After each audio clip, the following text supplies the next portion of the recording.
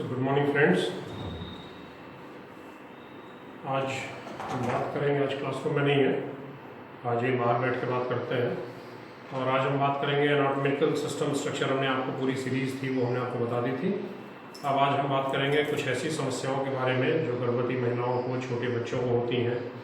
और हमने आपको न्यूट्रिशन का एक टॉपिक पढ़ाया था बहुत पहले, उसमें कुछ चीज़ें बची रह गई थी न्यूट्रिशनल प्रॉब्लम्स के बारे में। उन चीज़ों के बारे में हम आज बात करेंगे। तो पहली चीज़ तो ये जान जाए कि न्यूट्रिशनल प्रॉब्लम्स होती क्या क्या चीज़ है। तो न्यूट्रिशनल प्रॉब्लम वो चीज़ होती है जैसे हम कुछ भी खाते हैं। जब मैंने आपको बताया था न्यूट्रिशनल, तो उस टाइम में आपको बताया था कि बैलेंस डाइट क्या चीज़ होती है, एक संतुलित आहार, संतुलित पोषक आहार क्या होता है। तो यदि उस संतुलित आहार में कोई भी ऐसी चीज़ जो कम हो जाए या ज़्यादा हो जाए, चाहे वो आपका कार्बोहाइड्रेट हो, चाहे फैट हो, चाहे प्रोटीन हो, चाहे मिनरल्स हो, चाहे वाटर कंटेंट हो, अगर ये कम हो जाते हैं तो हमारे स्वास्थ्य में कुछ न कुछ समस्याएं उत्पन्न हो जाती हैं। उन समस्याओं को हम अपने पोषण के द्वारा पुनः सही कर लेते हैं। इन चीज़ों को हम कहते हैं न्यूट्रिशनल प्रॉब्लम्स, जो समस्याएं उत्पन्न होती हैं हमारे में। अब दो तरह से चीज़ें हम लेते हैं। पहली चीज़ तो हम मैक्रोन्यूट्रिएंट्स लेते हैं, दूसरी चीज़ हम लेते हैं माइक्रोन्यूट्रिएंट्स। माइक्रोन्यूट्रिएंट्स में आपका प्रोटीन है, फैट है, कार्बोहाइड्रेट है। कार्बोहाइड्रेट आपको एनर्जी प्रोटीन प्रोवाइड करता है, प्रोटीन आपको बॉडी बिल्डिंग में फैसिलिटेट करता है, एंड फैट भी आपको फैट डिपोजिशन में फ़ायदा करता है। माइक्रो एलिमेंट्स जो हम खाते हैं जैसे विटामिन हो गया, मिनरल्स हो गए, सॉल्ट हो गए, ये माइक्रो एलिमेंट्स होते हैं। अब हमारा जो भोजन है, यदि हमारे आहार में एक या एक से अधिक पोषक तत्व की कमी हो जाती है तो उसको कुपोषण कहते हैं साइंस की भाषा में। और इससे मानव शरीर में जीवन में जीने की जो क्षमता होती है हमारी, वो कहीं ना कहीं कम हो जाती है। अब इसमें दो चीज़ें हैं, या तो उस कंटेंट की मात्रा में कमी हो जाए, जितना हमको on an average daily basis पे चाहिए उसमें कमी हो जाए, या उसकी गुणवत्ता में कोई कमी हो जाए। अगर इन दोनों में से कहीं कोई कमी हो जाती है तो उसको हम न्यूट्रिशनल इम्बैलेंस या न्यूट्रिशनल जो भी उसके कारण समस्याएं क्रिएट होती हैं उसको हम न्यूट्रिशनल प्रॉब्लम बोलते हैं। अब न्यूट्रिशनल प्रॉब्लम दो तरह की होती हैं। पहली चीज़ प्राइमरी, दूसरी सेकेंडरी।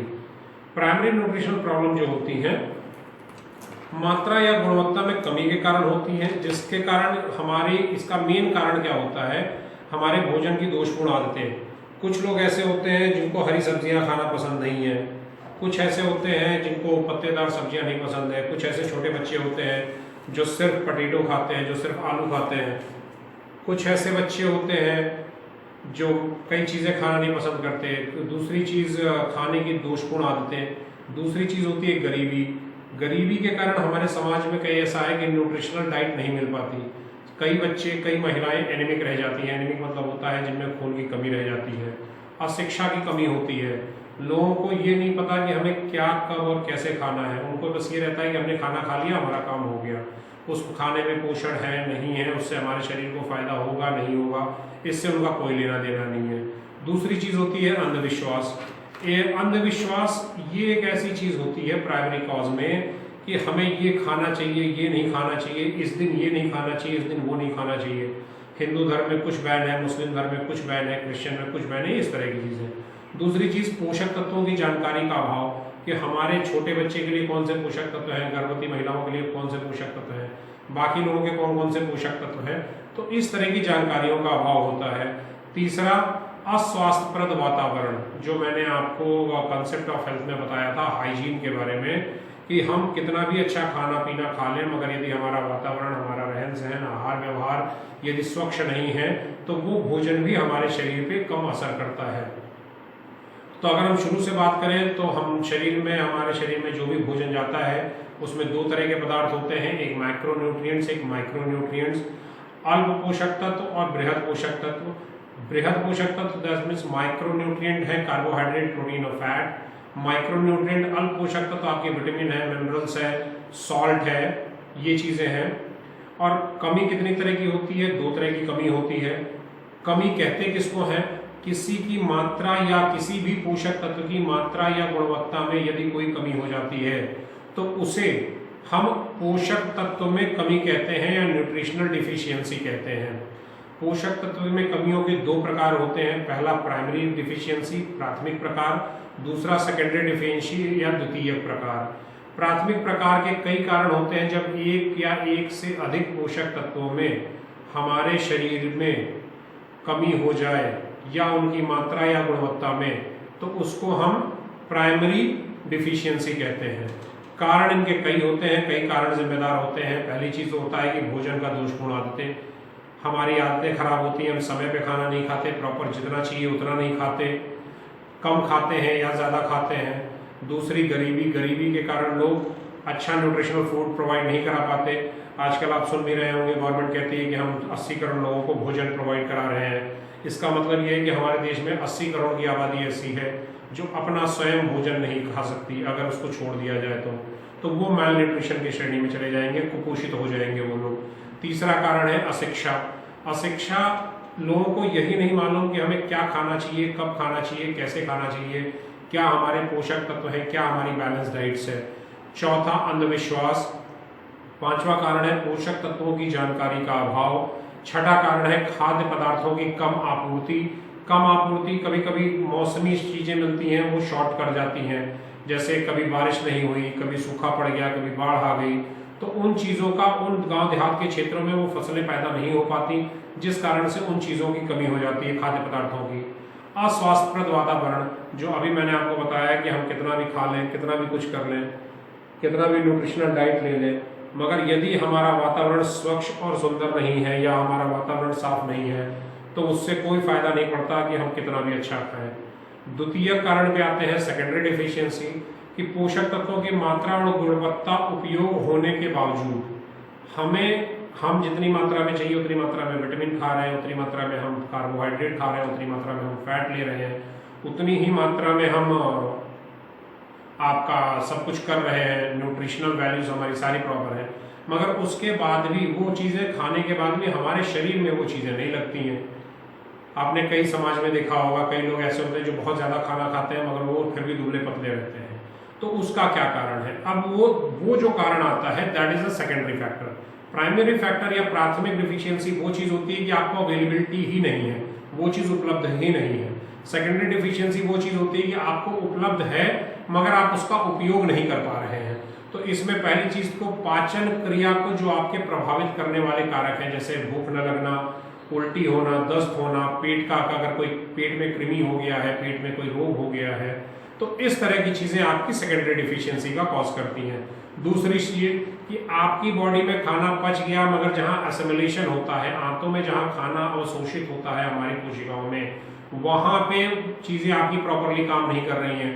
हो सकता है आपका कोई हार्मोन गड़बड़ हो, आपके कोई एंजाइम्स गड़बड़ हो, या आपका डाइजेस्टिव सिस्टम में कोई इशू हो। तीसरी चीज़ होती है पित्त वाहिकाओं का रोग। हो सकता है आपके गॉल ब्लैडर में कोई इशू हो या कोई स्टोन जमा हो, जिस कारण आप पोषक तत्वों को प्रॉपर तरीके से खा नहीं पाते। तीसरा उपयोग में बाध्यकारी तत्व, जैसे डायबिटीज है, किसी को थायराइड की बीमारी है, हाइपरथायराइडिज्म है या हाइपोथायराइडिज्म है, किसी को डायबिटीज है तो उसको शुगर नहीं खाना, शुगर खाना अब्जॉर्प्शन कम हो जाएगा उसका। देन किसी को कैंसर का रोग है, किसी को ऐसी चीजें हैं कि जो एक्सक्रीटरी में प्रॉब्लम करती हैं, कि उनको बहुत ज्यादा पसीना आता है, उनका बहुत तेजी से वजन बढ़ता है, इस तरह की चीजें अगर होती हैं तो सेकेंडरी डिफिशियंसी वो होती है कि पोषक तत्वों की मात्रा और उनकी गुणवत्ता में उपयुक्त होने के बावजूद भी आपका शरीर, मानव शरीर उन चीजों को उपयोग में नहीं ले आ पाता है। इसके कई कारक होते हैं। पहला कारक होता है कि पाचन को प्रभावित करने वाले तत्व, उल्टी होना, दस्त लगना, पेट का रोग हो जाना। दूसरा अवशोषण को प्रभावित करने वाले कारक, जहां आपका खाना पचता है, खाना पचने के बाद असिमिलेशन होता है, उस असिमिलेशन के टाइम पे कोई इशू हो जाए, या आपके गॉल ब्लैडर में कोई इशू हो, पित्त वाहिकाओं में स्टोन हो या कोई इशू हो जाए। उपयोग में बाध्यकारी, किसी को थायराइड का रोग है, किसी को कैंसर का रोग है, किसी को डायबिटीज है, तो वो लोग खाने को बहुत अच्छी तरह से अपने शरीर में उपयोग नहीं कर पाते।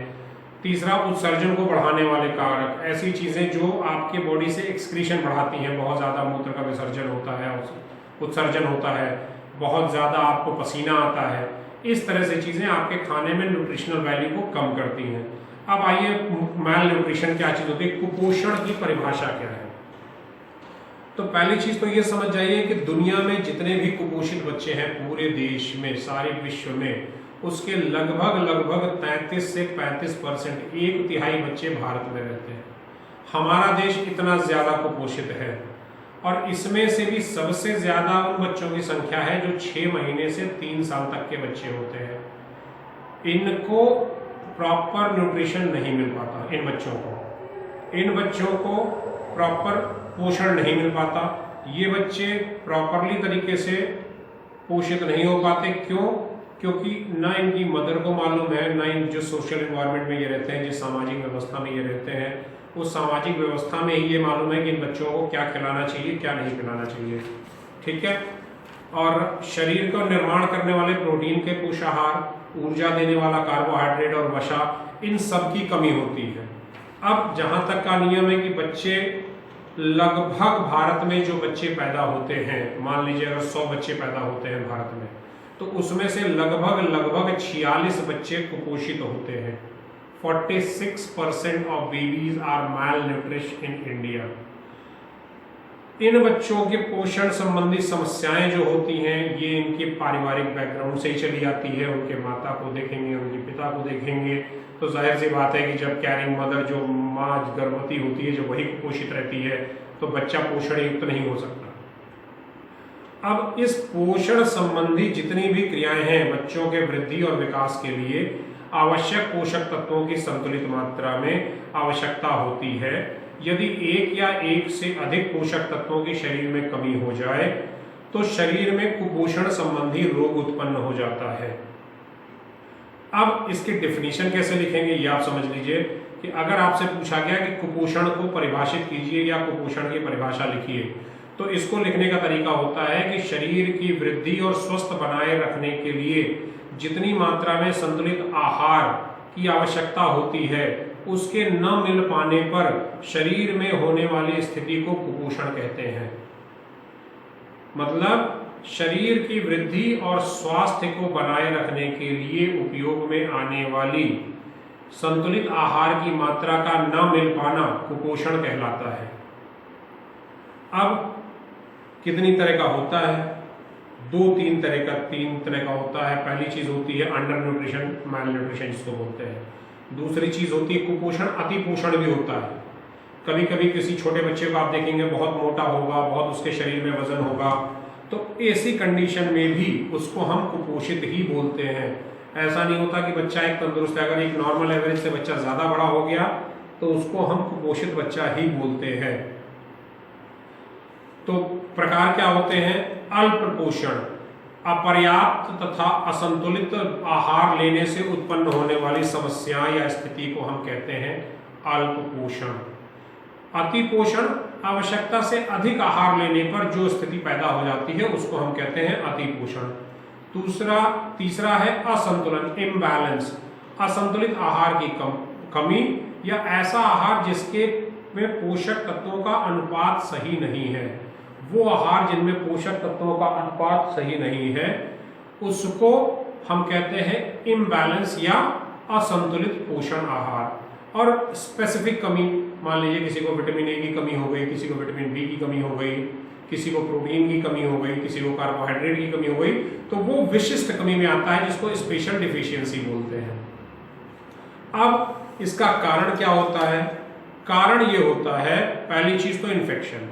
इन केस यदि किसी बच्चे को किसी प्रकार का इन्फेक्शन है, सपोज दैट मान लीजिए उसको दस्त है, उसको टीबी की बीमारी है, उसको वुफिंग कफ है, या उसके पेट में कोई कृमि का संक्रमण है, मतलब उसके पेट में अगर कीड़े पड़े हुए हैं, ये मलेरिया है, उस बच्चे को खसरा है, इस तरह का अगर कोई किसी भी प्रकार का इन्फेक्शन किसी बच्चे को है तो वो बच्चा मैल न्यूट्रिशन होता है। दूसरा, जो अभी आपको मैंने कुछ देर पहले बताया, सामाजिक और आर्थिक कारण, गरीबी है, अज्ञानता है, शिक्षा की कमी है, नशाखोरी है, खाद्य पदार्थों का असमान वितरण है, किसी के हिस्से में ज्यादा आता है, किसी के हिस्से में कम आता है, असुरक्षित पेयजल है, साफ पीने का पानी नहीं मिलता, साफ खाना नहीं मिलता, असुरक्षित वातावरण है जहां वो रहते हैं बच्चे या जिस एनवायरमेंट में रहते हैं वहां बहुत ज्यादा गंदगी है, इस तरह का। तीसरा कारण होता है सांस्कृतिक कारण, कल्चरल कॉज। सांस्कृतिक कारण मतलब आहार पकाने का गलत प्रक्रिया, कोई कच्चा खाना पसंद करता है, कोई बहुत ज़्यादा पका हुआ खाना पसंद करता है। अगर आप दूध को उबाल देते हैं तो उसका पोषक तत्व खत्म हो जाता है, इसीलिए दूध को हमेशा पॉस्चराइज करके आपको पैकेट्स में मिलता है। दूध को उबालने से उसमें जो अच्छे बैक्टीरिया होते हैं लैक्टोजेंस, वो भी खत्म हो जाते हैं। तो ये थोड़ी समस्याएं होती हैं। चौथा है अपर्याप्त स्वास्थ्य सेवाएं, इनएडिक्वेट हेल्थ प्रॉब्लम्स, ऐसी स्वास्थ्य समस्याएं जो इनएडिक्वेट है, जो नहीं अच्छी तरह से हो पाती। पोषण संबंधी शिक्षा नहीं मिल पाती, पोषण संबंधी आकलन नहीं हो पाता, संपूरक आहार का वितरण नहीं हो पाता, फोर्टिफाइड भोजन का उपयोग नहीं होता। इन चीजों के कारण स्वास्थ्य में समस्याएं उत्पन्न हो जाती हैं, इनएडिक्वेट हेल्थ सर्विसेज के कारण। अब इसके बाद आपका आता है कुपोषण से संबंधित तथ्य कि क्या क्या फैक्ट्स हैं। पहला फैक्ट तो यह है कि कुपोषण का गरीबी से सीधा संबंध होता है।